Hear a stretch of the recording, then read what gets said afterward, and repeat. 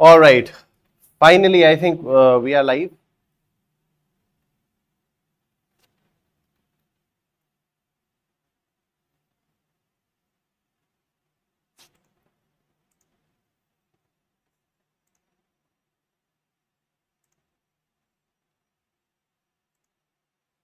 Yes, we are live. Yes, we are Sure. live. Thank God. Okay. So, good morning to each and every one of you. Good morning. Good morning, everyone. Good morning. Highest marks in taxation and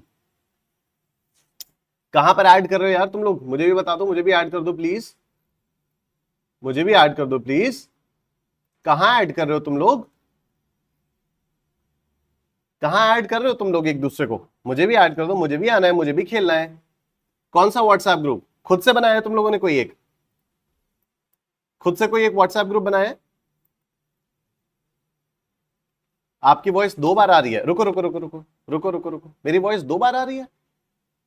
सब लोगों को मेरी voice दो बार आ रही है? क्या सब लोगों को मेरी वॉइस दो बार आ रही है? विनय कह रहा है अब ठीक है. No echo. नहीं सर, अभी सब क्लियर है. No sir, no sir, no sir. चलो, थैंक गॉड. ओके. हाँ, क्योंकि मैंने यहां पर चेक किया. सही है. ओके. सो तुम लोगों ने एक व्हाट्सएप ग्रुप बना लिया और मुझे ऐड होने के लिए क्या करना पड़ेगा उसमें? मुझे ऐड होने के लिए क्या करना पड़ेगा? If I want be added in that WhatsApp group, मुझे क्या करना पड़ेगा? मुझे अपना नंबर देना पड़ेगा यहां पर.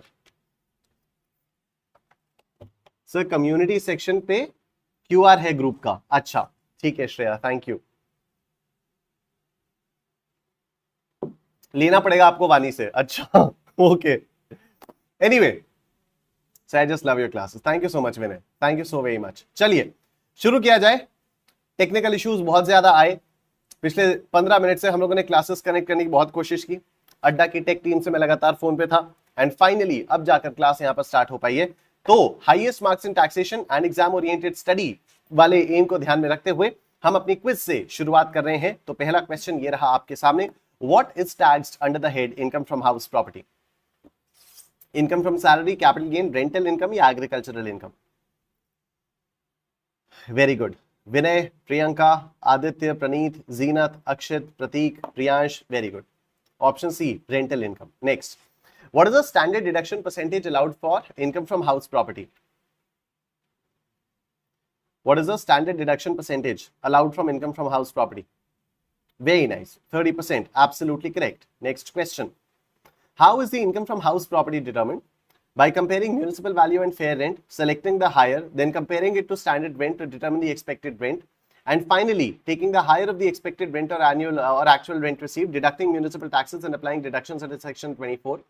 Solely based on the actual rent received throughout the year without considering any deductions on or comparisons with municipal or standard rents. By calculating the sum of municipal value and fair rent, then deducting all property related expenses directly from the sum without considering standard rent or actual rent received, determining the expected rent based on market conditions alone without taking into account the municipal value, fair rent or any deductions for taxes or interest on loans. सब लोगों का बढ़िया है. आज सब लोग quiz में rock कर रहे हैं. Yes, very nice. बहुत बढ़िया. I am so glad. I am just so glad.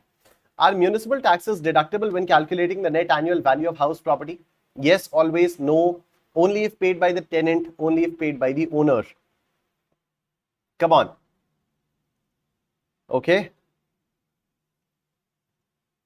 Very nice. Option D is the correct answer. Only when it is paid by the owner, then only uska deduction aapko milta hai. What is considered under house property for taxation purposes? Vacant land, building and land pertinent to the building, vehicles parked on the property, furniture inside the house. Very good. Building and land pertinent to the building. Very, very nice. Next question. Mr. Raghav has 3 houses for self-occupation. What would be the tax treatment for assessment year 25-26 in respect of income from house property? One house at the option of Mr. Raghav would be treated as self-occupied. The other 2 houses would be deemed to be let out. 2 houses at the option of Mr. Raghav would be treated as self-occupied. The other house would be deemed to be let out. One house at the option of the assessing officer would be treated as self-occupied. The other 2 houses would be deemed to be let out. 2 houses at the option of assessing officer would be treated as self-occupied. The other house would be deemed to be let out. बिल्कुल सही जवाब. Option B is the correct answer. Very nice, option B is the correct answer. 2 घर self occupied माने जाएंगे और बाकी जो तीसरा वाला घर है उसको डीम लेट आउट मान लिया जाएगा। Next, what is the role of unrealized rent in computing income from house property? Unrealized rent का क्या करते हैं? अनरियलाइज्ड रेंट का क्या करते हैं, फटाफट से बताओ मुझे। What is the role of unrealized rent in computing income from house property?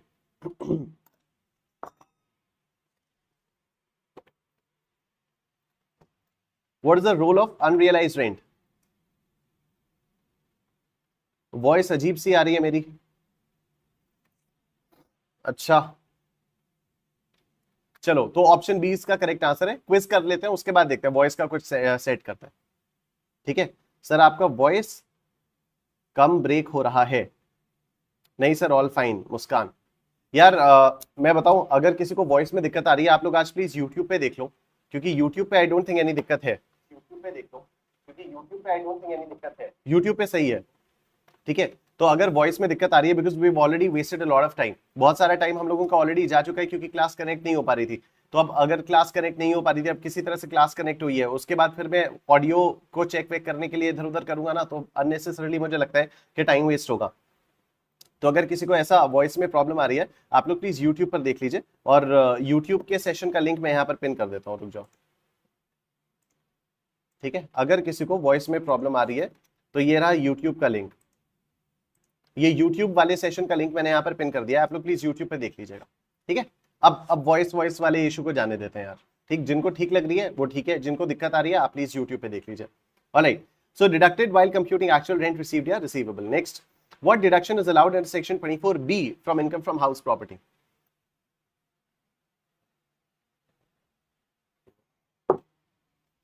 Twenty four B में कैसा मिलता है? नहीं सर, सब ठीक है। चलो ठीक है, नो इश्यूज। जिनको सही लग रहा है वो सही लग रहा है, जिनको नहीं लग रहा कोई बात नहीं। ओके, तो 24B में मिलता है interest on loan for purchase या कंस्ट्रक्शन ऑफ प्रॉपर्टी। ठीक है, नॉट स्टैंडर्ड डिडक्शन। किसी ने ए बोला था, किसी ने ए बोला था और कोई बी बोल रहा है। नहीं नहीं नहीं, ना ना ना ना, वो फॉर्मेट आपको याद नहीं आ रहा है। ठीक है, फॉर्मेट याद करना पड़ेगा।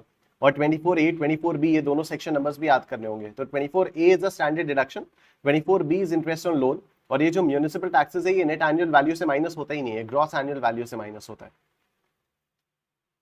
If a property has a fair rent of 120, a standard rent of 1 lakh rupees and a municipal value of 1,10,000, which rent will be considered for calculating the gross annual value? बताओ।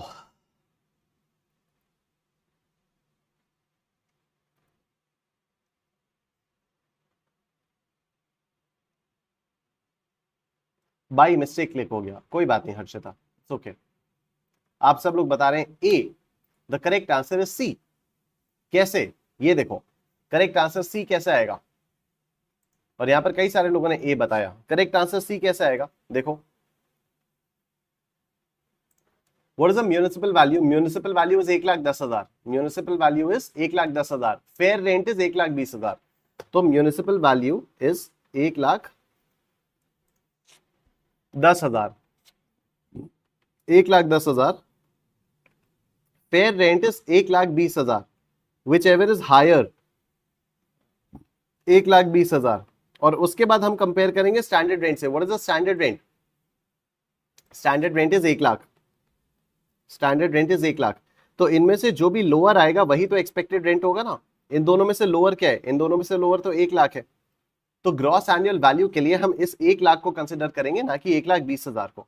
ठीक है, तो this higher of municipal value और fair rent या standard rent which ever is lower, वो आता है आपका एक्सपेक्टेड रेंट। तो the correct answer would be 1 lakh rupees. ठीक है, the correct answer would be 1 lakh rupees. I hope अब किसी को इसमें कोई दिक्कत नहीं होगी। राइट, अभी फॉर्मेट याद नहीं हुआ, कोई बात नहीं, आज की क्लास के बाद याद हो जाएगा। ठीक है, और ये याद करके आना था, है ना। रिवीजन प्लानर जो मैंने आपको बताया था कि रिवीजन प्लानर बनाना है, रिवीजन प्लानर और रिवीजन प्लानर के हिसाब से आपको चीजों को रिवाइज करना है, तो ये तो आपको याद करना ही होगा ना। तो कल वाली क्लास में भी हम लोगों ने इतना अच्छे से डिटेल में समझा, तो ये आपको याद करना ही पड़ेगा। कोई बात नहीं, अभी भी याद नहीं हुआ है तो आज वाली क्लास में डेफिनेटली याद हो जाएगा, बहुत सारे क्वेश्चंस करेंगे। If a homeowner pays 30,000 rupees in municipal taxes and claims a standard deduction of 30% on a property with a net annual value of 1 lakh rupees, what is the final income from house property? What is the final income from house property? जल्दी बताओ। Net annual value 1 lakh रुपए है, municipal taxes 30,000 के पे किए हैं, standard deduction 30% का है। What is the final income from house property? Come on come on. Priyanka कह रही है ट्राई 2-3 बार बट कंफ्यूजन होता है, तो और 4-5 बार और ट्राई करना था। ठीक है, कंफ्यूजन जब तक दूर नहीं हो जाता, जब तक सारी चीजें याद नहीं हो जाती, तब तक करते रहना पड़ेगा, और पहले दिन से करोगे तभी तो आगे चल के फायदा होगा दोस्त, नहीं तो कैसे होगा। ओके, ए बी, क्षितिज कह रहे हैं बी, आर्ची कह रही है ए, वानी ए, विनय 70,000 ए, क्षितिज कह रहे हैं 40,000, प्रेरणा भी कह रही है बी, बाकी मैक्सिमम लोग कह रहे हैं ए, मैक्सिमम लोग कह रहे हैं ए। ओके, मैक्सिमम लोग कह रहे हैं ए और कुछ कुछ लोग कह रहे हैं बी। आओ देखते हैं इसको। हमारे पास है क्या? हमारे पास म्यूनिसिपल टैक्सेस हैं 30,000 रुपए के। ठीक है, हमारे पास म्यूनिसिपल टैक्सेस 30,000 रुपीज के हैं, नेट एनुअल वैल्यू 1 लाख रुपए की है, और स्टैंडर्ड डिडक्शन 30% का है।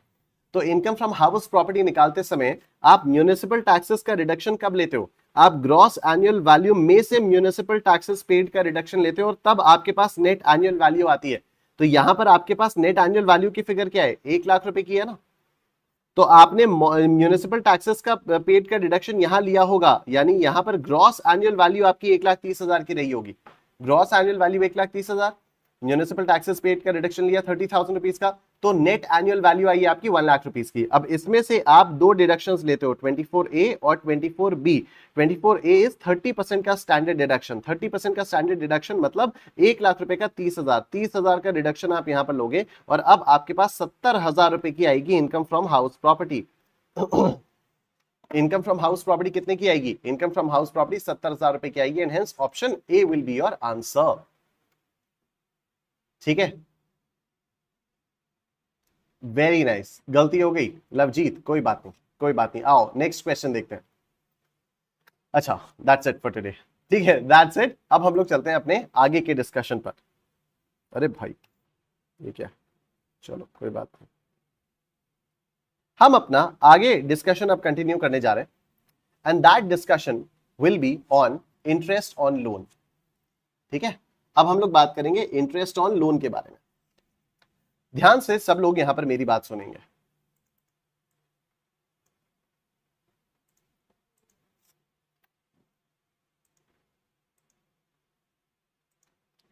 सब लोग यहां पर ध्यान से मेरी बात सुनेंगे। 1 मिनट रुकना।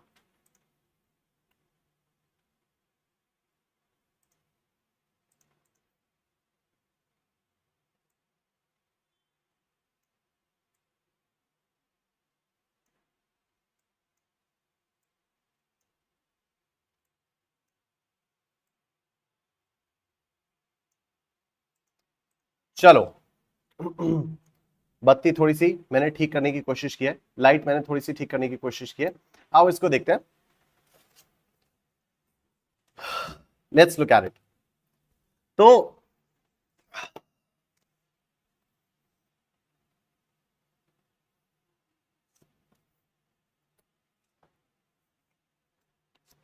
अब हम लोगों का जो डिस्कशन होगा वो होगा इंटरेस्ट ऑन लोन पर। अब देखो, यहां मैंने आप लोगों को बताया था कि अगर लोन लिया जाता है फॉर परचेज, कंस्ट्रक्शन, रिपेयर या रेनोवेशन ऑफ हाउस प्रॉपर्टी, तो उस पर जो भी आप इंटरेस्ट पे करते हो उसका रिडक्शन आपको मिल जाता है। ठीक है, नाउ लोन कहां से लिया जा सकता है? लोन फाइनेंशियल इंस्टीट्यूशन से लिया जा सकता है, बैंक से लिया जा सकता है, फ्रेंड्स, फैमिली, कहीं से भी आपका लोन लिया जा सकता है। ठीक है, इंटरेस्ट ऑन लोन का जो डिडक्शन अलाउड होता है वो ड्यू बेसिस पर होता है। कल हम लोगों ने बात की थी कि जो म्यूनिसिपल टैक्सेस है, म्यूनिसिपल टैक्सेस का जो डिडक्शन है वो पेमेंट बेसिस पर अलाउ होता है। अगर आपने पे किया है तभी आपको उसका रिडक्शन मिलता है, अदरवाइज आपको उसका रिडक्शन मिलता ही नहीं है। ठीक है, वो म्यूनिसिपल टैक्सेस पेड के बारे में बात की थी। यहां पर हम लोग इंटरेस्ट ऑन लोन के बारे में बात करते हैं, तो इंटरेस्ट ऑन लोन का रिडक्शन आपको मिल जाता है even if you haven't paid for it.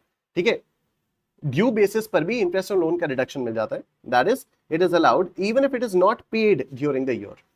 Sometimes when the interest is not paid in a timely manner and additional interest is levied on the outstanding amount of interest, this additional interest is known as a penal interest. It is to be noted that such penal interest is not allowed as deduction. इसका मतलब क्या हुआ कि suppose मैंने एक loan लिया था, मैंने एक लोन लिया था 1 लाख रुपए का, मैंने एक लोन लिया था 1 लाख रुपए का, इस पर इंटरेस्ट लग रहा था लेट से 10% की रेट से, ठीक है।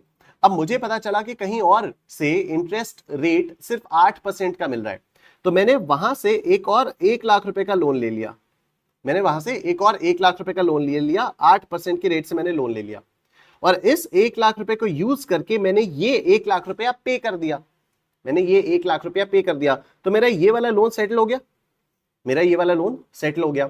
नाउ द थिंग इज कि ये जो मैंने लोन लिया हुआ है, इस पर जो मैं 8% का इंटरेस्ट पे कर रहा हूं, क्या मुझे इसका भी रिडक्शन 24B में मिलेगा?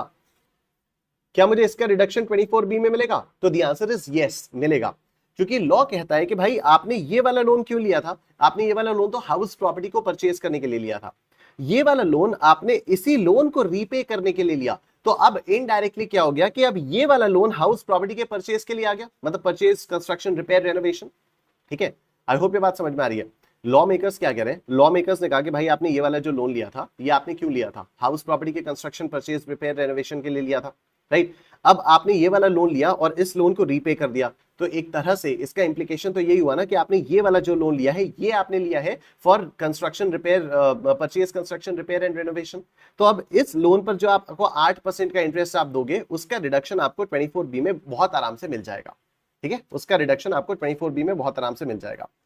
आगे अगर मान लो ऐसा होता है कि आपने ये लोन लिया 1 लाख रुपए का, लेट्स से 8% के रेट पर आपने लोन लिया, इस पर इंटरेस्ट बन रहा था 8,000 रुपीज, इस पर इंटरेस्ट बन रहा था 8,000 रुपीज। क्या इस 8,000 रुपीज का रिडक्शन आपको 24B में मिलेगा? बिल्कुल मिल जाएगा, बिल्कुल मिल जाएगा।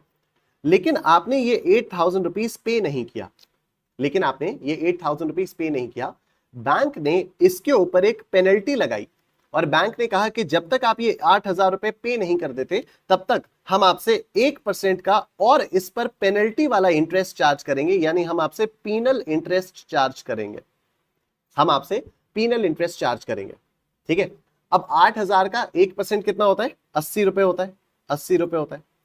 आपने ये 8,000 पे किया, आपने ये 80 पे किया, और आप कह रहे हो कि अब मुझे 8,080 रुपीज का डिडक्शन चाहिए अंडर सेक्शन 24B, तो क्या ये डिडक्शन मिल जाएगा? तो द आंसर इज नो, ठीक है। ये आपने जो इंटरेस्ट पे किया है, this is not for the purpose of purchase या कंस्ट्रक्शन या रिपेयर या रेनोवेशन ऑफ हाउस प्रॉपर्टी, ये आपने डिफॉल्ट किया है, आपने डिफॉल्ट किया है, और डिफॉल्ट करने के ऊपर, डिफॉल्ट करने की वजह से आपके ऊपर पेनल्टी लगाई गई है, और अगर आपके ऊपर पेनल्टी लगाई गई है तो उस इंटरेस्ट का डिडक्शन आपको नहीं मिलेगा, ठीक है, उस इंटरेस्ट का रिडक्शन आपको यहां पर नहीं मिलेगा। आई होप ये वाली बात आप लोगों को क्लियरली समझ में आ रही है। तो मैंने आपको दो चीजें बताई, इंटरेस्ट ऑन लोन से रिलेटेड मैंने आपको अभी दो चीजें बताई। पहले तो मैंने आपको बताया कि इंटरेस्ट ऑन लोन का डिडक्शन आपको मिल जाएगा अगर आपने लोन लिया है फॉर परचेज, कंस्ट्रक्शन, रिपेयर या renovation of the house property, तो आपको इंटरेस्ट ऑन लोन का रिडक्शन मिल जाएगा। फिर मैंने उसके बाद आपको बताया कि लोन आप कहीं से भी ले सकते हो, ठीक है, friends, family, banks, financial institutions, loan आप कहीं से भी ले सकते हो, उसकी कोई प्रॉब्लम नहीं है। फिर मैंने आपको बताया कि interest on loan due basis पर अलाउड होता है, पेड बेसिस पर नहीं। तो अगर सपोज फाइनेंशियल ईयर 24-25 या प्रीवियस ईयर 24-25 का जो भी इंटरेस्ट ऑन लोन है, उसका पेमेंट अभी पेंडिंग है, उसका पेमेंट अभी हुआ नहीं है, तो उसका भी आपको रिडक्शन मिल जाएगा क्या? यस, इसका भी आपको रिडक्शन मिल जाएगा, क्योंकि यहाँ पर ये जो डिडक्शन मिलता है ये ड्यू बेसिस पर मिलता है, ये डिडक्शन आपको पेड बेसिस पर नहीं मिलता है, ठीक है। उसके बाद मैंने आपको बताया कि कई बार ऐसा होता है कि आपने कोई लोन लिया हुआ था, उस लोन को रीपे करने के लिए आपने एक फ्रेश लोन लिया, तो जो फ्रेश लोन लिया उस पर जो भी आप इंटरेस्ट पे करोगे, क्या उसका रिडक्शन आपको अलाउ होगा? तो the answer is yes, allow होगा, क्योंकि फिर वो ये मान लिया जाएगा कि जो आपने फ्रेश लोन लिया इनडायरेक्टली वही लोन आपके हाउस प्रॉपर्टी के लिए चला गया, क्योंकि हाउस प्रॉपर्टी के लिए जो आपने ओरिजिनल लोन लिया था उसका तो रीपेमेंट हो गया ना, तो वो तो खत्म हो गया। तो अब ये जो फ्रेश लोन आपने लिया, इस पर जो भी आप इंटरेस्ट पे करोगे ये हो जाएगा आपका मतलब ये आपका, इसका जो भी इंटरेस्ट आप पे करोगे उसका रिडक्शन आपको सेक्शन 24B में मिल जाएगा। नेक्स्ट हम लोगों ने बात की थी कि अगर आप इंटरेस्ट के ऊपर आपके कोई और पेनल्टी वाली इंटरेस्ट लगता है, जिसको पीनल इंटरेस्ट बोलते हैं, तो क्या पीनल इंटरेस्ट का भी रिडक्शन मिलेगा अंडर सेक्शन 24B? तो the answer is no, penal interest का रिडक्शन आपको नहीं मिलेगा। क्या यहां तक की बात सबको समझ में आ गई है? एक बार फटाफट से कंफर्म कर दो, एक बार फटाफट से कंफर्म करो, यहां तक की बात समझ में आ गई सबको?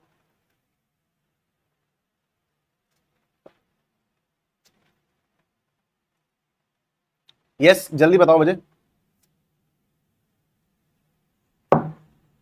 ठीक है, क्लियर, बहुत बढ़िया। अब सुनो आगे, एक कॉन्सेप्ट होता है, उस कॉन्सेप्ट का नाम है टीडीएस। एक कॉन्सेप्ट होता है, उस कॉन्सेप्ट का नाम है टीडीएस। टीडीएस का मतलब होता है tax deducted at source. TDS का मतलब होता है टैक्स डिडक्टेड एट सोर्स। ये कैसे काम करता है, इसके पीछे का क्या लॉजिक है, मैं अभी आपको बहुत ब्रीफ में बता रहा हूं, क्योंकि इसके बेसिस पर एक पूरा का पूरा chapter TDS TCS advance tax, एक पूरा का पूरा चैप्टर हम लोग इवेंचुअली पढ़ेंगे, एकदम बाद में पढ़ेंगे, बहुत आगे पढ़ेंगे। लेकिन थ्रू आउट द करिकुलम बीच बीच में ये TDS TDS TDS TDS word निकल कर आता रहेगा। तो ये टीडीएस होता क्या है, उसका आप लोग लॉजिक समझना। ठीक है, मैं एक लॉजिक आप एक सेकंड के लिए हाउस प्रॉपर्टी से बाहर आकर मैं आपको टीडीएस का कॉन्सेप्ट बता रहा हूं कि टीडीएस कॉन्सेप्ट होता क्या है, टीडीएस का कॉन्सेप्ट काम कैसे करता है, how does the concept of TDS work, right. उसके पीछे का लॉजिक भी आपको बताऊंगा, लेकिन पहले मैं प्रोसेस बताऊंगा। तो पहले प्रोसेस समझ लो और उसके बाद मैं आपको बताऊंगा कि टीडीएस के पीछे का लॉजिक क्या है। प्रोसेस ये है कि सपोज आपकी जो इनकम है वो 12 लाख रुपए महीने की है, 12 लाख रुपए साल की इनकम है। ठीक है, वो 12 लाख रुपए आपकी साल की इनकम है, राइट। तो अब हर महीने आपको 1-1 लाख रुपए दिया जा रहा है, हर महीने आपको 1-1 लाख रुपया दिया जा रहा है। जो आपका एम्प्लॉयर है, जो आपके एम्प्लॉयर हैं, वो आपको जब भी 1 लाख रुपए देते हैं, जब भी 1 लाख रुपए देते हैं, अच्छा जिसको भी ये सारी चीजें पहले से पता है, मैं आपसे साफ साफ अभी कह रहा हूं कि ये मैं सिर्फ एग्जाम्पल दे रहा हूं। ठीक है, कॉन्सेप्ट समझाने के लिए मैं ये सिर्फ एग्जाम्पल दे रहा हूं। तो अगर आपने बीकॉम में पढ़ा है और आपको लगे कि अरे सर ये क्या बता रहे हो, इसमें तो ऐसा होता है, इसमें तो वैसा होता है, ठीक है, तो मुझे मालूम है वो चीज, राइट। लेकिन वो चीज यहां पर बताना थोड़ा सा कॉम्प्लिकेटेड हो जाएगा। तो मैं यहां पर अभी टीडीएस का सिर्फ एक कॉन्सेप्ट बता रहा हूं, मैं ये नहीं कह रहा हूं कि एग्जैक्टली इस तरह से यही रेट है और यही वो है, मैं प्रोसेस बता रहा हूं। प्रोसेस वही है जो मैं यहां पर आपको समझाने जा रहा हूं। ठीक है, बाकी प्रॉब्लम ये होती है कि मैं कई सारी चीजें ये सारी बोल भी देता हूं ना, फिर भी यूट्यूब पे लोग कमेंट करते हैं अरे ये तो ऐसे बता दिया, ये तो वैसे बता दिया। तो इसलिए मैं एकदम साफ साफ कह रहा हूं कि देखो अभी मैं सिर्फ कॉन्सेप्ट पे ध्यान दे रहा हूं, कॉन्सेप्ट बता रहा हूं उन लोगों के लिए जिनको टीडीएस का कॉन्सेप्ट नहीं पता है। ठीक है, अब सुनना मेरी बात। एम्प्लॉयर एम्प्लॉई को सैलरी देगा 1 लाख रुपए की, और उसमें से 10,000 रुपए वो काट लेगा। तो एम्प्लॉयर ने कितना दिया, 90,000 रुपीज दिया। एम्प्लॉयर ने एम्प्लॉई को 90,000 रुपीज दिया। ये जो 10,000 रुपए है ये एम्प्लॉयर जमा कर देगा गवर्नमेंट के पास, इस एम्प्लॉई का पैन बताकर, इस एम्प्लॉई के पैन पर ये जमा कर देगा गवर्नमेंट के पास। ठीक है, इस एम्प्लॉई का पैन बताकर जमा कर देगा गवर्नमेंट के पास। एम्प्लॉई के हाथ में इन हैंड कितना पैसा आएगा, इन हैंड आएगा इसके पास 90,000, इन हैंड इसके पास आएगा 90,000। लेकिन जब ये अपना कंप्यूटेशन कर रहा होगा इनकम का, जब ये अपनी इनकम की कंप्यूटेशन करेगा, तो ये इसमें अपनी इनकम फ्रॉम सैलरी कितनी लेगा, ये इसमें अपनी इनकम फ्रॉम सैलरी लेगा पूरी की पूरी 1 लाख रुपए, पूरी की पूरी 1 लाख रुपए।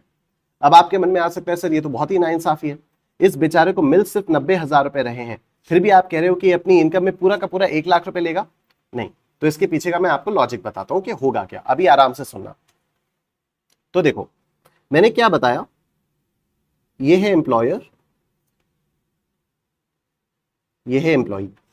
एम्प्लॉयर ने एम्प्लॉई को 1 लाख रुपए देने थे, इसने 10,000 रुपए काटे और इसने 90,000 रुपए ही दिए, इसने 90,000 रुपए ही दिए।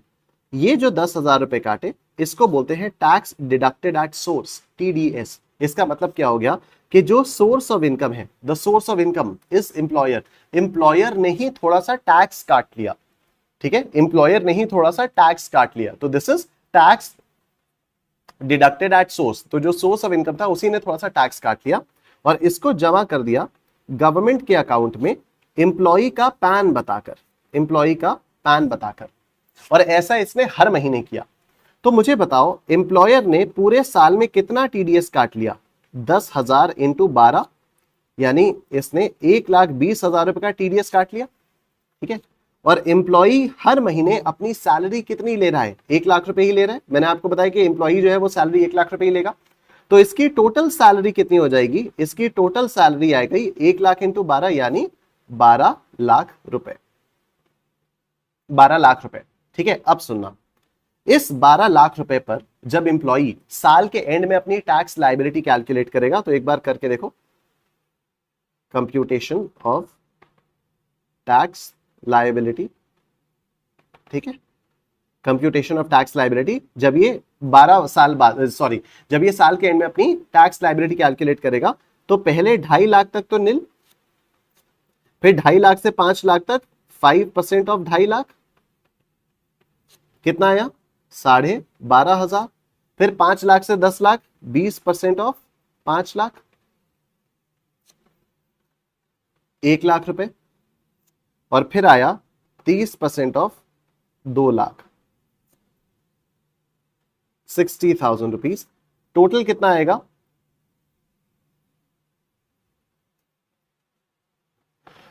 टोटल आ जाएगा 12,500 प्लस 1 लाख प्लस 60,000, 172,500, ये टोटल आ गया। इस पर हेल्थ एंड एजुकेशन से 6,900, और टोटल कितना आएगा 172,500, 179,400, ये आएगी इसकी टैक्स लायबिलिटी। क्या यही इसकी टैक्स लायबिलिटी आ रही है सबके पास, 179,400?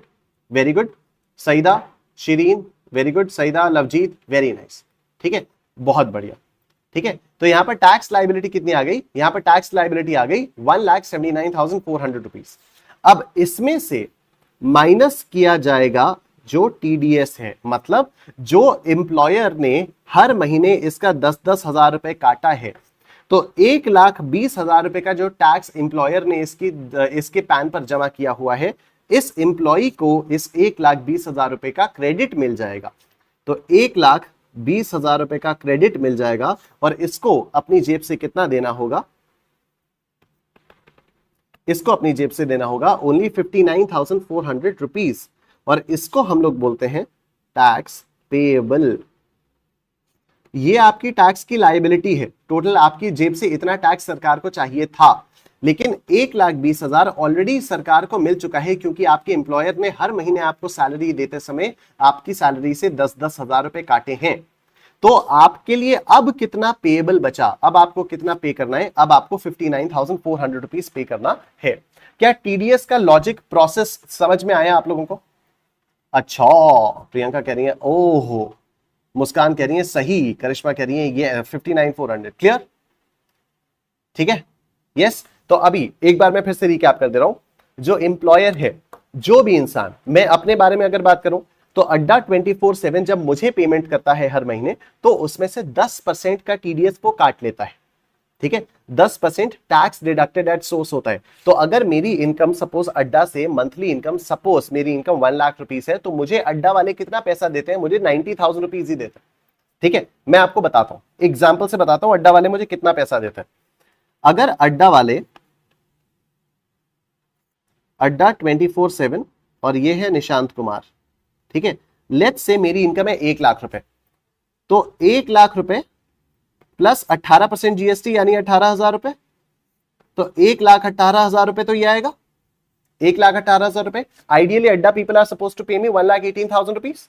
ठीक है, लेकिन अभी यहां पर क्या होगा, इस 1 लाख रुपए में से टीडीएस कट जाता है 10,000 रुपए का, इस 1 लाख रुपए में से टीडीएस कट जाता है 10,000 रुपए का। तो अब मुझे कितना, मेरे हाथ में कितना आता है अड्डा की तरफ से, मेरे हाथ में अड्डा की तरफ से आएगा -10,000 रुपीज, तो मेरे हाथ में आएगा कितना, 1,08,000 रुपीज, मेरे हाथ में आएगा 1,08,000 रुपीज। तो this is how the invoice, this is how the reconciliation between the invoice that I raise. जैसे मैं अड्डा को कितनी इनवॉइस रेज करूंगा, मैं यहाँ पर अड्डा को इनवॉइस रेज करूंगा, मैं बिल रेज करूंगा, मैं अड्डा के लिए कंसल्टेंट हूं, अड्डा और मेरा ऐसा कॉन्ट्रैक्ट है, मैं एम्प्लॉई नहीं हूं अड्डा का। ठीक है, तो आई एम अ कंसल्टेंट, तो I provide my services to Adda, I raise a bill. तो मैं हर साल, हर महीने के एंड में कितना बिल रेज करूंगा, 1 लाख रुपए प्लस 18% जीएसटी का, 18,000 रुपए का जीएसटी का मैं बिल रेज करूंगा, 1,18,000 रुपए मैं अड्डा वालों से मांगूंगा। अड्डा वाले मुझे देंगे कितना, अड्डा वाले मुझे देंगे 1,08,000 रुपए। ठीक है, अड्डा वाले मुझे देंगे 1,08,000 रुपए, क्योंकि ये 10,000 रुपए अड्डा वाले मेरे पैन पर सरकार को जमा कर चुके हैं। ठीक है, मेरी इनकम अभी भी 1,00,000 रुपए ही आएगी। My income is not this 18,000 rupees, क्योंकि ये 18,000 तो मैं अड्डा से लेकर सरकार को जमा कर रहा हूं ना, जीएसटी है ये। ठीक है, ये जो 18,000 है ये तो मैं अड्डा से लेकर सरकार को जमा कर रहा हूं, तो this is not my income. My income is 1,00,000 rupees only. 1,00,000 rupees में से 10,000 रुपीज ऑलरेडी गवर्नमेंट के पास है। तो जब मैं साल के एंड में अपनी टैक्स लाइबिलिटी कैलकुलेट करूंगा तो मेरी टैक्स लाइबिलिटी आएगी 179,400। इसमें से जितना भी टीडीएस अड्डा वाले काट के जमा कर चुके हैं 1,20,000 रुपीज, क्योंकि हर महीने 10,000 रुपए का टीडीएस काट रहे हैं, तो ये 1,20,000 रुपए वो टीडीएस जमा कर चुके हैं, इसका मुझे क्रेडिट मिलेगा। और टैक्स पेबल मुझे अब कितना टैक्स देना होगा, 59,400 रुपीज का टैक्स देना होगा।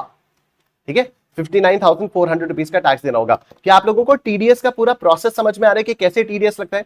कोई भी इंसान जब आपको पेमेंट देगा तो उसमें से कुछ परसेंटेज पैसा वो काटेगा, depending upon the rules. Different rules होते हैं, एम्प्लॉयर एम्प्लॉई के बीच में अलग रूल्स होते हैं, प्रोफेशनल्स के बीच में अलग रूल होते हैं, इंटरेस्ट के अलग रूल होते हैं, डिविडेंड के अलग रूल होते हैं, अलग अलग रूल्स होते हैं। उसके लिए पूरा का पूरा हम लोगों को चैप्टर पढ़ना होगा टीडीएस वाला, राइट। तो अब अड्डा वाले जब मुझे पैसे देंगे या कोई भी आपको पैसे देगा तो उसमें से वो टीडीएस काटेगा। आप लेकिन अपनी इनकम में वो पूरी ग्रॉस वैल्यू ही लोगे, नेट वैल्यू नहीं लोगे। टीडीएस काटने के बाद मेरे हाथ में तो 90,000 आया तो मैं तो 90,000 ही इनकम है, नहीं, आपकी इनकम 1,00,000 रुपए, राइट। क्योंकि 1,00,000 रुपए के ऊपर जब आप टैक्स निकालोगे तो आपको पूरा 179,400 नहीं पे करना।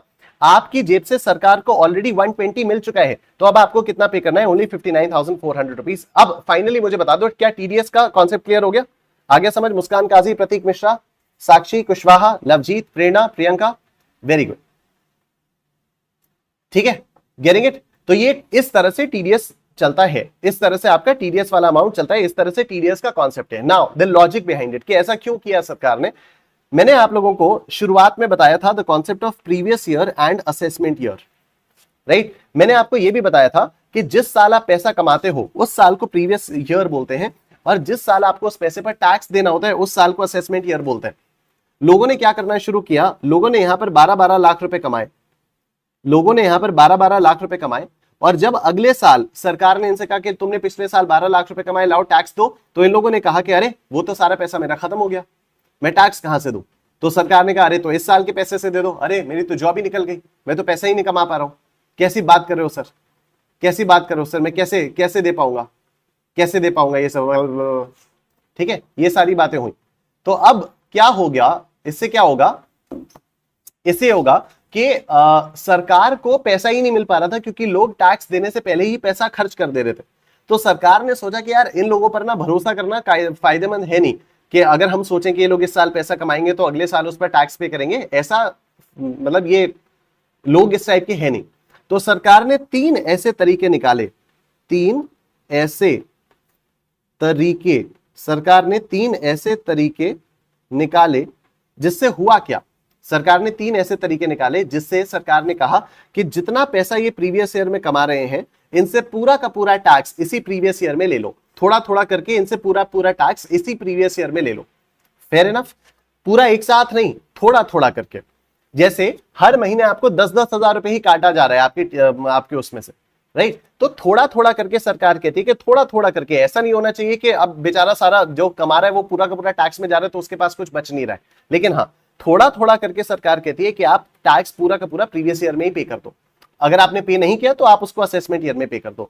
ये जो 3 तरीके हैं इनमें से एक तरीका है टीडीएस, एक तरीका है टीसीएस और एक तरीका है एडवांस टैक्स।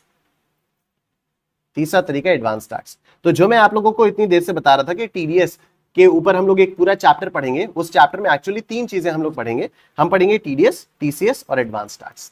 हम उसमें 3 चीजें पढ़ेंगे, टीडीएस, टीसीएस और एडवांस टैक्स। क्या ये बात सबको क्लियरली समझ में आ रही है? तो प्रीवियस ईयर में कमाई हुई इनकम का पूरा टैक्स आपको प्रीवियस ईयर में ही पे करना होता है, थोड़ा थोड़ा करके, और वो इस तरीकों से सरकार निकालती रहती है। डन? ये लॉजिक आप लोगों को समझ में आ गया? ठीक है, ये लॉजिक आप लोगों को समझ में आ गया? डन? चलो बहुत बढ़िया। अब हम लोग आते हैं आगे। ये वाली चीज अचानक से हाउस प्रॉपर्टी में इंटरेस्ट और लोन का डिस्कशन को डिटूर करके मैं ये सारी चीजें आपको क्यों बता रहा था? क्योंकि मैं इसलिए बता रहा था कि अगर आप किसी इंडिया के बाहर के बंदे से लोन लेते हो, ठीक है, चलो इस पॉइंट को डिस्कस करने से पहले इंटरेस्ट ऑन लोन से रिलेटेड जो मैंने 4-5 पॉइंट्स बताए थे उनको एक बार रिकॉल कर देता हूं, क्योंकि सबका दिमाग अभी टीडीएस में चला गया होगा, राइट। तो interest on loan from house property जो सेक्शन 24B में जिसका रिडक्शन अलाउड होता है, उससे रिलेटेड हम लोगों ने क्या क्या बातें की थी, 4-5 पॉइंट्स जो बताए थे वो मैं एक बार रिवाइज करवा दे रहा हूं। पहली चीज मैंने आपको बताई थी कि जो इंटरेस्ट ऑन लोन होता है वो लोन आप किस चीज के लिए ले सकते हो, परचेज, कंस्ट्रक्शन, रिपेयर, रेनोवेशन, ठीक है।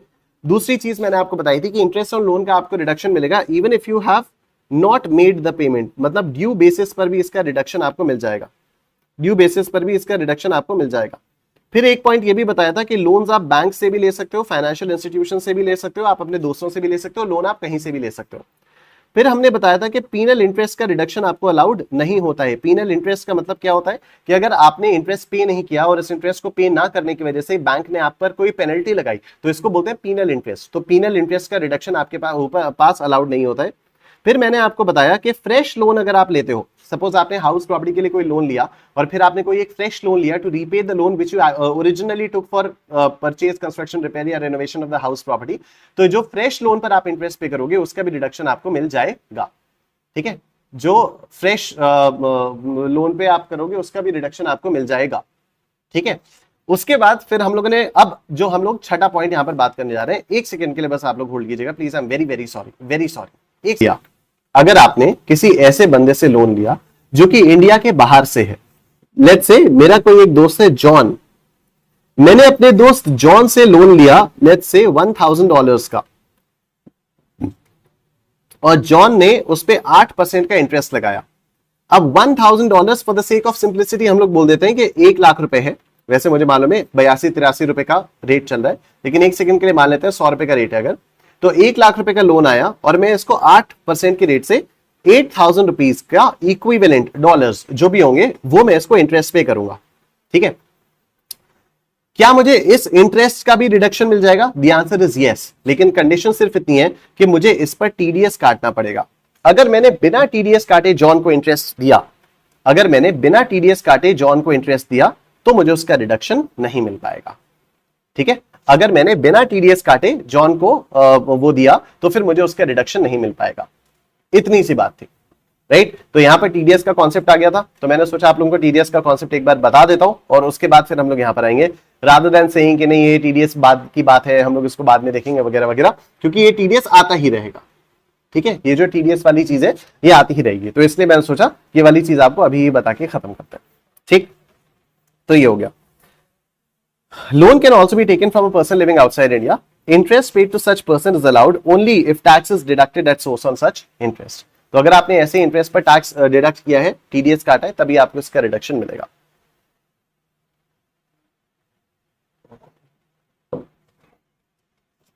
डन,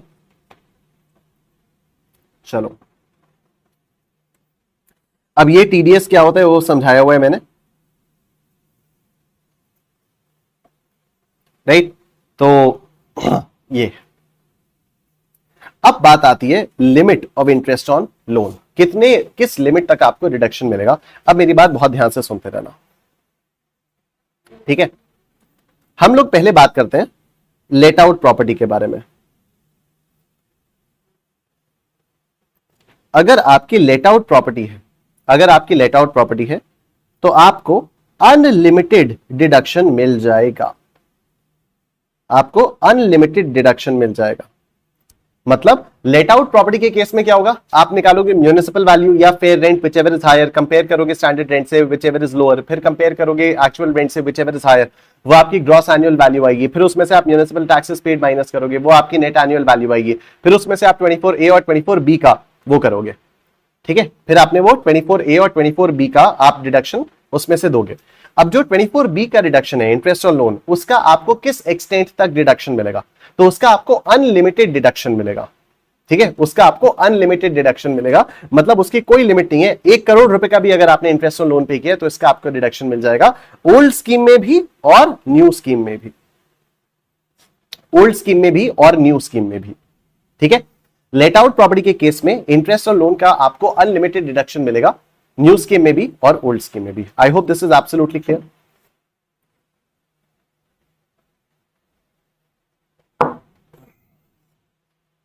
अब बात करते हैं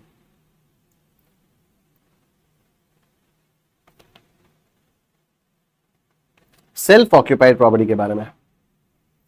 ठीक है, अब एक बार हम लोग बात करते हैं सेल्फ ऑक्यूपाइड प्रॉपर्टी के बारे में। सेल्फ ऑक्यूपाइड प्रॉपर्टी में दो केसेस देखने पड़ते हैं। एक केस होता है आपका स्पेशल केस और एक होता है आपका नॉर्मल केस। नॉर्मल केस में आपको 30,000 रुपीज तक का ही डिडक्शन अलाउ होगा, उससे ज्यादा का आपका डिडक्शन अलाउ नहीं होगा। ठीक है, नॉर्मल केस में आपको 30,000 रुपीज तक का ही डिडक्शन अलाउ होगा, उससे ज्यादा का डिडक्शन आपको अलाउ नहीं होगा। स्पेशल केस में आपको 2 लाख रुपीज तक का डिडक्शन अलाउ हो जाएगा, जो मैंने आप लोगों को कल बताया था। ठीक है, मैंने आप लोगों को कल बताया था कि सेल्फ ऑक्यूपाइड हाउस प्रॉपर्टी के केस में इंटरेस्ट ऑन लोन का डिडक्शन आपको मिलेगा 2 लाख रुपीज तक मिलेगा। फिर मैंने कल आपसे ये भी कहा था कि बाकी इसके बारे में हम लोग डिटेल में कल बात करेंगे। ठीक है, तो आज वो समय आ चुका है जहां पर हम इंटरेस्ट ऑन लोन के बारे में बात कर रहे हैं। डन होगी बात। अब देखो, सेल्फ ऑक्यूपाइड प्रॉपर्टी के केस में, नॉर्मल केस में 30,000 रुपीज तक का इंटरेस्ट ऑन लोन का डिडक्शन मिलेगा और स्पेशल केस में 2 लाख रुपीज तक का इंटरेस्ट ऑन लोन का डिडक्शन आपको मिल जाएगा। ठीक है, अब ये जो 2 लाख रुपीज तक का आपको इंटरेस्ट ऑन लोन का डिडक्शन मिलेगा, इसके लिए कंडीशंस हैं। अब ये स्पेशल केस की क्या क्या कंडीशंस हैं? तो पहली कंडीशन तो ये है कि you should have taken loan on और आफ्टर 1 अप्रैल 1999, ऑन और आफ्टर 1 अप्रैल 1999। दूसरी कंडीशन है कि loan should have been taken for purchase या construction of house property, repair renovation नहीं। नॉर्मली हम यहां पर क्या बात कर रहे थे? नॉर्मली हम लोग बात कर रहे थे परचेज, कंस्ट्रक्शन, रिपेयर या रेनोवेशन। लेकिन अब यहां पर क्या बात आई है? यहां पर बात आई है कि you should have taken the loan only for purchase और कंस्ट्रक्शन। एंड तीसरी कंडीशन है कि if the loan has taken for construction, अगर आपने कंस्ट्रक्शन के लिए लोन लिया तो जिस साल आपने लोन लिया उसके 5 साल के अंदर अंदर कंस्ट्रक्शन कंप्लीट हो जाना चाहिए। ठीक है, जिस साल आपने लोन लिया उसके 5 साल के अंदर अंदर कंस्ट्रक्शन कंप्लीट हो जाना चाहिए। That is the third condition. अगर ये तीनों condition, construction completed within 5 years, construction completed within 5 years, अगर ये तीनों कंडीशन सैटिस्फाई हो गई, तब तो आपको 2 लाख रुपए तक का इंटरेस्ट ऑन लोन का रिडक्शन मिल जाएगा। अदरवाइज आपको 30,000 रुपए तक का इंटरेस्ट ऑन लोन का रिडक्शन मिलेगा। ठीक है, एक बार फिर से, लेट आउट प्रॉपर्टी के केस में चाहे ओल्ड स्कीम हो चाहे न्यू स्कीम हो, आपको अनलिमिटेड डिडक्शन मिलेगा ऑन इंटरेस्ट ऑन लोन। आपने इंटरेस्ट ऑन लोन कितने भी रुपए का इंटरेस्ट दिया हो, लोन लेकर कितने भी रुपए का इंटरेस्ट दिया हो, आपको उसका रिडक्शन मिल जाएगा। कोई दिक्कत वाली बात नहीं है, क्योंकि सरकार को भी पता है, देखो आपको इनकम आ रही है, आज नहीं तो कल आप उस इनकम पर टैक्स निकालकर सरकार को देने वाले हो। जो सेल्फ ऑक्यूपाइड प्रॉपर्टी में है, जो सेल्फ ऑक्यूपाइड प्रॉपर्टी है, उससे कोई इनकम तो आ नहीं रही है, तो उसमें तो नेट एनुअल वैल्यू को हम लोग निल मान रहे हैं। कल मैंने आपको बताया था, नेट एनुअल वैल्यू को हम लोग जब निल मानेंगे तो उसमें से अगर हम लोग इंटरेस्ट ऑन लोन का रिडक्शन देंगे तब तो वो लॉस पे लॉस आता रहेगा। तो इसलिए यहां पर सरकार ने एक लिमिट बनाई हुई है। यहां पर लिमिट क्या है कि अगर आपका नॉर्मल केस है तो आपको 30,000 रुपीज तक का रिडक्शन मिलेगा, और अगर आपका स्पेशल केस है तो आपको 2 लाख रुपए तक का रिडक्शन मिल जाएगा। स्पेशल केस के लिए क्या क्या कंडीशंस है? पहली कंडीशन है कि loan must have been taken on और आफ्टर 1 अप्रैल 1999। दूसरी कंडीशन है loan should have been taken either for purchase और construction of house property, not for repair और रेनोवेशन। तीसरी कंडीशन है कि if the loan has been taken for construction, the construction should have been completed within 5 years from the year of purchase, from the year of taking of loan. इतनी बात clear हो गई? अब सुनो आगे, ये जितना भी बवाल है ये सिर्फ और सिर्फ ओल्ड स्कीम का बवाल है। ये जितना भी बवाल है ये सिर्फ और सिर्फ ओल्ड स्कीम का बवाल है। न्यू स्कीम में सेल्फ ऑक्यूपाइड प्रॉपर्टी पर कोई इंटरेस्ट ऑन लोन का रिडक्शन नहीं मिलता है। ठीक है, न्यू स्कीम में सेल्फ ऑक्यूपाइड हाउस प्रॉपर्टी पर इंटरेस्ट ऑन लोन का कोई डिडक्शन नहीं मिलता है। ठीक है, अब इंटरेस्ट ऑन लोन से रिलेटेड जो भी लिमिट्स हैं मैं एक बार क्विकली रिकैप करवा दे रहा हूं।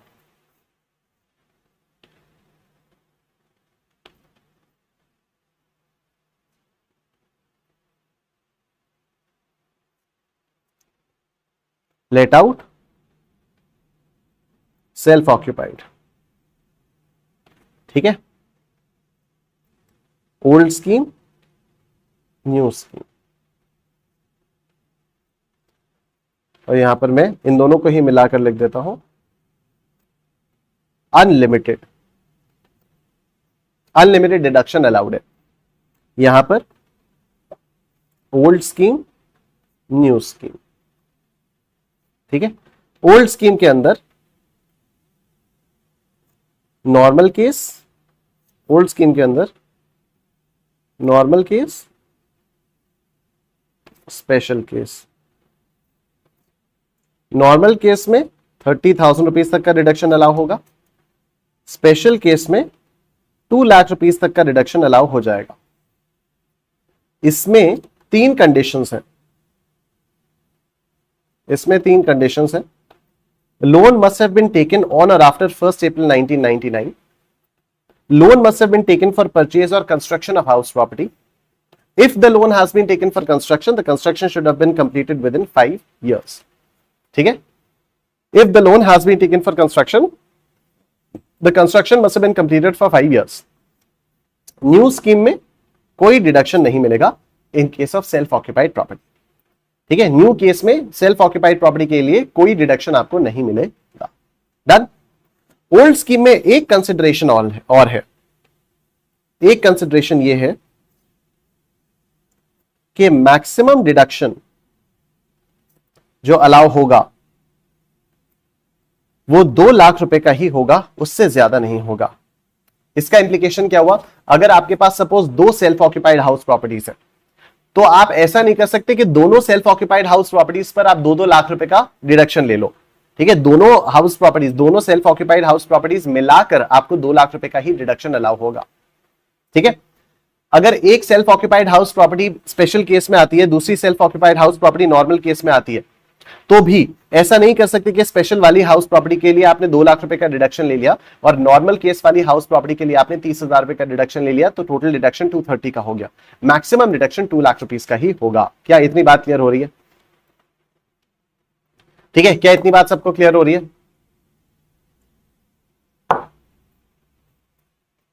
डन। चलो अब हम लोग चलते हैं आगे। सर मैंने आपकी क्लासेस Jan 25 के लिए ली थी और ये बात कोर्स डिटेल्स में भी लिखी थी, लेकिन आपने बोला था ये क्लासेस Jan 25 के लिए नहीं है। अब आपके हेल्पलाइन नंबर कोई हेल्प नहीं कर रहा है। कोई बात नहीं शुभम, हेल्पलाइन नंबर पे मैं बात करवा दूंगा आपकी। ठीक है? और आपको जो जनवरी 25 वाली क्लासेस है उसकी भी एक्सेस दे दी जाएगी। Right? I think that will satisfy you. तो जनवरी 25 वाली जो क्लासेस है उसकी भी एक्सेस आपको मिल जाएगी और आपके पास ये वाली क्लासेस के लिए वो खैर टीम आपसे बात कर लेगी। डन। जनवरी 25 की क्लासेस की आपको एक्सेस मिल जाएगी। और बताइए। ठीक है शुभम? ठीक है? डन हो गई? शुभम एक बार कंफर्म कर दो भाई। इस बंदे ने तो आपकी हेल्प डायरेक्टली कर दी। ठीक है? और आप एक काम कर सकते हो, एकाग्रता की हेल्पलाइन पर जाकर, एकाग्रता की वेबसाइट पर जाकर आप रेज अ टिकट कर दो। ठीक है? एकाग्रता की वेबसाइट पर जाकर आप रेज अ टिकट वाले ऑप्शन पर क्लिक करो। वहां पर जब आप लोग क्लिक करोगे तो आपको मिल जाएगा वो। ठीक? और बाकी अगर आपने कॉम्बो वगैरह लिया है तब तो आपको पुरानी क्लासेस की एक्सेस है ही, तो आप जनवरी 25 की क्लासेस को एक्सेस कर सकते हो। अगर आपने ग्रुप 1 का कॉम्बो लिया है या आपने महापैक लिया है तब तो आपके पास पुरानी वाली क्लासेस भी हैं। अगर आपने मेरा इंडिविजुअल टैक्सेशन का कोर्स परचेज किया है तब ये वाली प्रॉब्लम आएगी, तो उसके लिए मैं आपको दिलवा दूंगा, जनवरी 25 की क्लासेस की एक्सेस दिलवा दूंगा। और बताइए। अब जवाब नहीं दे रहा है भाई, चलो कोई बात नहीं। Limit of deduction of interest on loan. The extent to which the interest on loan is allowed as deduction is discussed as follows. Let out property, if the property is let out, full interest on loan is allowed. That is, there's no limit. Self-occupied property is if the property is self-occupied, the limit of interest on loan is discussed as follows. In case of default scheme, no deduction is allowed. In case of optional scheme या old scheme में, if all the following 3 conditions are satisfied, then 2 lakh rupees. In any other case, 30,000 rupees. Loan is taken on or after 1st April 1999. Loan is taken for purchase or construction of house property. If the loan is taken for construction, then the construction is completed within 5 years from the end of the financial year in which the loan was taken. Maximum interest allowed on self-occupied properties is 2 lakh rupees. ठीक है? Maximum कितना है? Maximum हो गया 2 lakh rupees. Maximum हो गया आपका 2 lakh rupees. अब देखो आगे चलते हैं। बाकी किसी भी एक्सपेंस का आपको कोई डिडक्शन नहीं मिलेगा। ठीक है? तो बाकी अगर आप बोलोगे नहीं सर मैं तो पार्किंग का भी पेमेंट करता हूं, नहीं सर मैं तो और रिपेयर वगैरह के एक्सपेंसेस चलते ही रहते हैं, तो उन सब का रिडक्शन, उन सब का आपको कोई डिडक्शन नहीं मिलेगा, क्योंकि आपको स्टैंडर्ड डिडक्शन मिल रहा है 30% का। ठीक है? अब अगर किसी को लग रहा है कि नहीं सर मेरा जो एक्सपेंडिचर है वो तो 30% ऑफ नेट एनुअल वैल्यू से भी ज्यादा का रहा है, कोई डिडक्शन उसका नहीं मिलेगा। ठीक है? नॉर्मली ऐसा होता ही नहीं है, क्योंकि practically 30% of net annual value is more than enough कि आप डिडक्शन उस पर क्लेम कर सकते हो। अब summary of deductions from net annual value under default tax regime. अब देखो क्या हो गया, लेट आउट प्रॉपर्टी में से आपको स्टैंडर्ड डिडक्शन मिलेगा 24A का 30% of NAV, interest on loan under section 24 भी फुल्ली अलाउड हो जाएगा। सेल्फ ऑक्यूपाइड प्रॉपर्टी में आपको कोई रिडक्शन नहीं मिलेगा। उसके बाद हम लोग आएंगे summary of deductions from net annual value under optional tax regime. तो यहां पर देखो, लेट आउट प्रॉपर्टी के केस में स्टैंडर्ड डिडक्शन आपको मिलेगा, इंटरेस्ट ऑन लोन मिलेगा। सेल्फ ऑक्यूपाइड प्रॉपर्टी के केस में इंटरेस्ट ऑन लोन जो मिलेगा उसके लिए if the loan is taken for repair, renewal या रिकंस्ट्रक्शन ऑफ हाउस प्रॉपर्टी तो maximum deduction is 30,000 rupees in total for 1 or 2 self occupied properties. If the loan is taken for acquisition or construction of house property, फिर acquisition या construction completed within 5 years from the end of the financial year in which the capital was borrowed plus certificate from lender specifying interest payable, अगर ये है तब maximum 2 lakh rupees तक का आपको deduction मिल जाएगा, अदरवाइज आपको 30,000 रुपीस तक का ही डिडक्शन मिल जाएगा। क्या ये बात आप सबको समझ में आ रही है? क्या यहां तक की बातें आप सबको समझ में आ रही हैं? यस, अभी क्लियर हो चुका सारी चीजें? ठीक है विनय, अभी it's too soon for you to make any kind of conclusion. Vinay कह रहे हैं old scheme is better than new scheme, at least कुछ डिडक्शन मिल रहा है। नहीं नहीं, this is too soon to say. मैंने आपको बताया ना 60% के आसपास लोगों ने न्यू स्कीम को ऑप्ट किया as compare to old scheme. ठीक है, और कई सारे लोग न्यू स्कीम को लेकर बवाल भी इसीलिए मचाते हैं कि वहां पर डिडक्शंस कम अलाउड है, लेकिन क्योंकि वहां पर ओवरऑल टैक्स रेट्स ही कम है। आप लोगों ने देखा ना स्लैब रेट्स कितने कम है, मैक्सिमम सरचार्ज भी ओनली 25% है, रिबेट भी ज्यादा मिलती है, तो मैक्सिमम बेनिफिट जो है वो न्यू स्कीम में मिलते हैं। तो बहुत कम लोग ऐसे होते हैं, मतलब 100% अगर हम लोग देखें तो majority of the people have opted for new scheme, very few people, मतलब नॉट वेरी फ्यू, लेकिन majority of the people have opted for new scheme. ठीक है, तो न्यू इट्स और अभी आप लोगों के लिए तो इट्स टू सून टू से कि न्यू स्कीम बेटर है या ओल्ड स्कीम बेटर है। एंड एनीवे हम लोग कोई जनरलाइज्ड ओपिनियन नहीं बना सकते कि ओल्ड बेटर है या न्यू बेटर है। ठीक है, आपके पास इसलिए हर साल एक ऑप्शन दिया हुआ है कि आप देख लो भाई, अगर आपका लग रहा है कि आपकी टैक्स लायबिलिटी ओल्ड में कम आ रही है तो फिर आप ओल्ड चले जाओ, अगर आपको लग रहा है आपकी टैक्स लायबिलिटी न्यू में कम आ रही है तो आप न्यू में चले जाओ। ऐसा भी बिल्कुल पॉसिबल है कि ओल्ड स्कीम में इनकम कम होने के बावजूद टैक्स लायबिलिटी ज्यादा आ जाएगी, क्योंकि ओल्ड में जो टैक्स स्लैब्स है वो ज्यादा है। ऐसा बिल्कुल पॉसिबल होता है कि न्यू स्कीम में इनकम ज्यादा होने के बावजूद टैक्स लायबिलिटी कम आएगी, क्योंकि वहां पर टैक्स स्लैब्स कम है। तो हम लोगों को इससे मतलब नहीं है कि हमारी इनकम ज्यादा है या हमारी इनकम कम आ रही है, हम लोगों को इससे मतलब है कि हम लोगों का टैक्स कम आ रहा है। ठीक है, मैंने वो फ्लो में बोला था, हाँ मैं इसलिए बता रहा हूं, मैंने भी फ्लो में ही आपका जवाब दे दिया। ठीक है, मैंने भी आपका जवाब एकदम फ्लो में दे दिया, आप बिल्कुल चिंता मत करो। Done.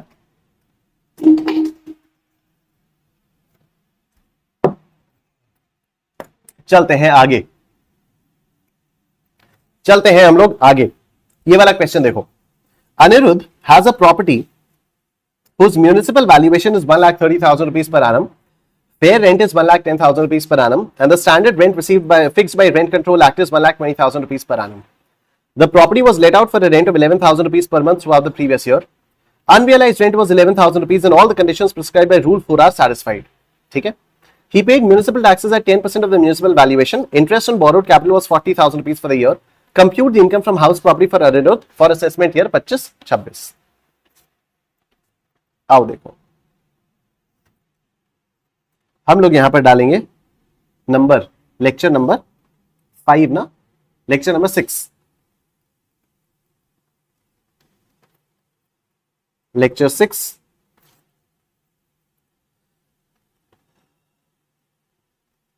Chapter 4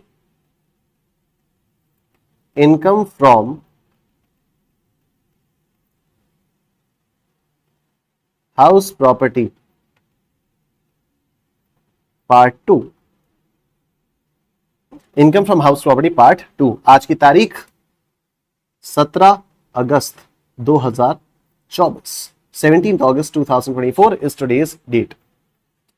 question number 3, question number 3 लिखेंगे सब मेरे साथ।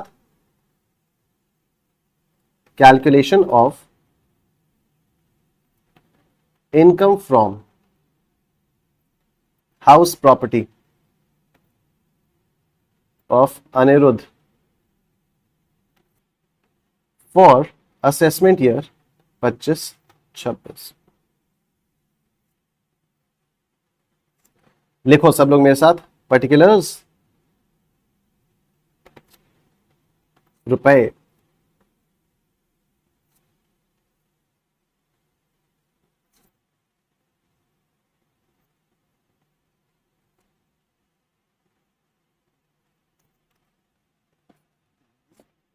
ऑलराइट, सबसे पहले हम लेंगे म्यूनिसिपल वैल्यू। तो व्हाट इज म्यूनिसिपल वैल्यू? 1,30,000। उसके बाद हम लेंगे फेयर रेंट 1,10,000।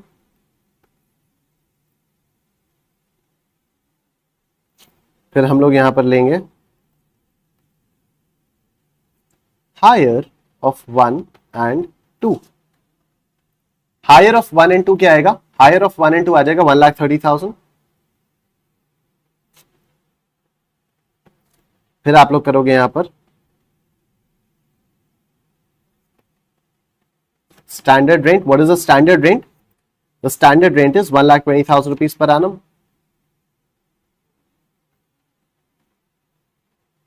ठीक है, फिर ये आएगा आपका expected rent lower of 3 and 4 1,20,000। उसके बाद आएगा आपका एक्चुअल रेंट रिसीव्ड या रिसीवेबल। इसके लिए हम बनाएंगे वर्किंग नोट 1 और फिर यहां पर आएगी आपकी gross annual value higher of 5 and 6। ठीक, फिर ग्रॉस एनुअल वैल्यू में से आप माइनस करोगे लेस म्यूनिसिपल टैक्सेस पेड। फिर आपके पास यहां पर आएगी नेट एनुअल वैल्यू। फिर आप यहां पर करोगे less deductions under section 24, under section 24A 30% of NAV, under section 24B interest on loan. और फिर आपके पास फाइनली आएगी इनकम फ्रॉम हाउस प्रॉपर्टी।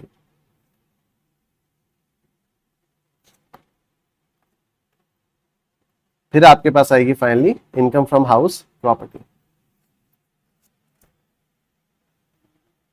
ठीक है, फिर आपके पास फाइनली आएगी इनकम फ्रॉम हाउस प्रॉपर्टी। अब यहां पर वर्किंग नोट बनाएंगे calculation of actual rent received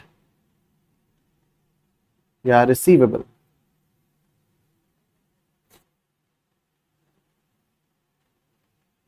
particulars रुपए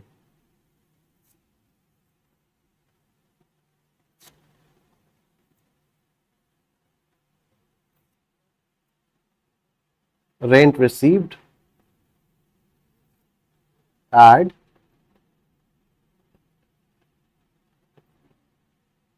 rent receivable less unrealized rent।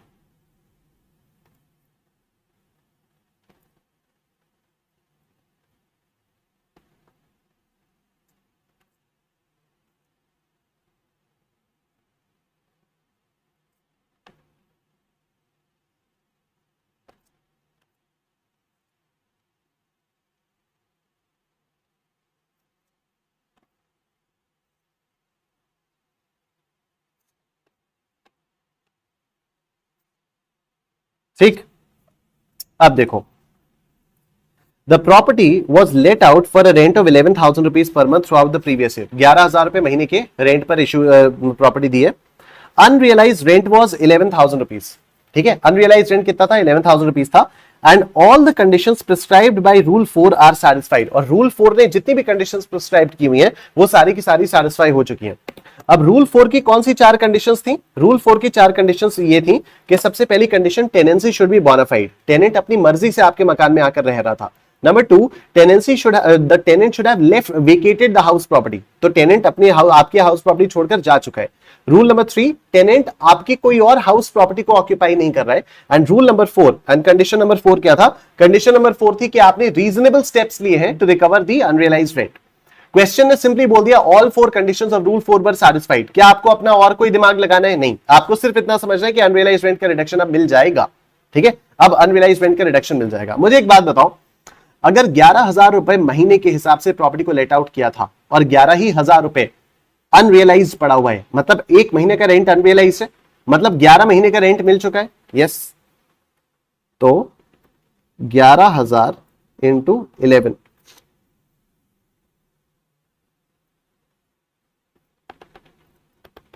11,000 into 11, यह आ गया 1,21,000।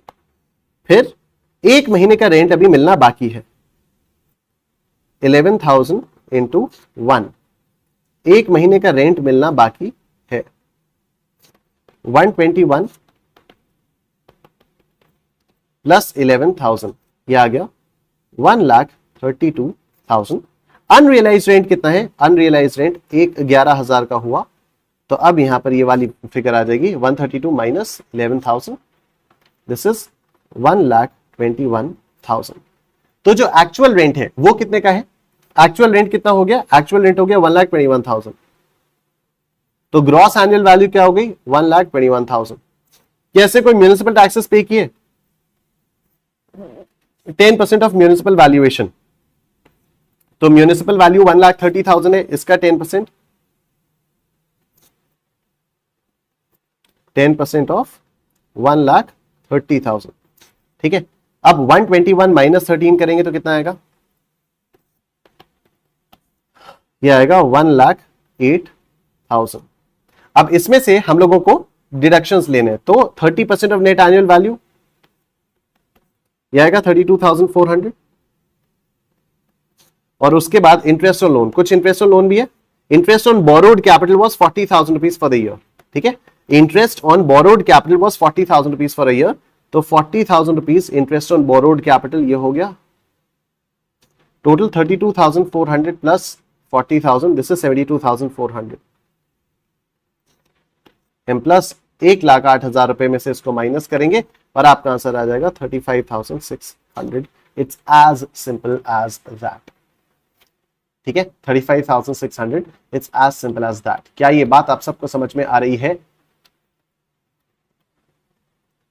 क्या ये बातें आप सब लोगों को समझ में आ रही है? फटाफट से बता दीजिए मुझको। यस एवरीवन,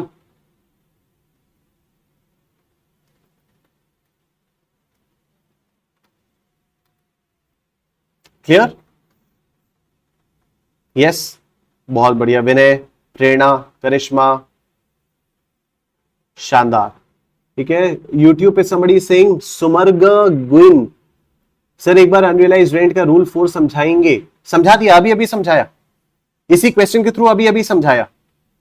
ठीक है, अभी अभी तुरंत वो चारों कंडीशंस मैंने आपको दोबारा बता दी कि अगर वो चारों कंडीशंस है तो आप मान सकते हो कि हाँ वो हो चुका है। राइट, तो ये वाली चीज आप लोगों को क्लियरली समझ में आ चुकी है। That is just amazing. ठीक है, दैट इज अमेजिंग। आइए आगे हम लोग चलते हैं। This is done. Let's see the next concept जो हम लोगों के पास आएगा वो आएगा प्री कंस्ट्रक्शन या पीरियड इंटरेस्ट या पोस्ट प्री कंस्ट्रक्शन या प्री एक्विजिशन पीरियड इंटरेस्ट का। लेकिन इसके बारे में हम लोग फिर मंडे से बात करेंगे, अभी आज के लिए इतना ही रखते हैं। ठीक है, मंडे को हम लोग कंटिन्यू करेंगे और इस चीज के बारे में हम लोग फिर मंडे को बात करेंगे। काफी इंटरेस्टिंग कॉन्सेप्ट है एंड मंडे को हम लोग इसके बारे में बात करते हुए चलते हैं। ठीक है, आज के लिए इतना ही। Thank you so much, take care, अपना ध्यान रखिए, बाय बाय। दोपहर को 2:30 बजे हम जीएससी की क्लास के लिए मिलेंगे। बाय।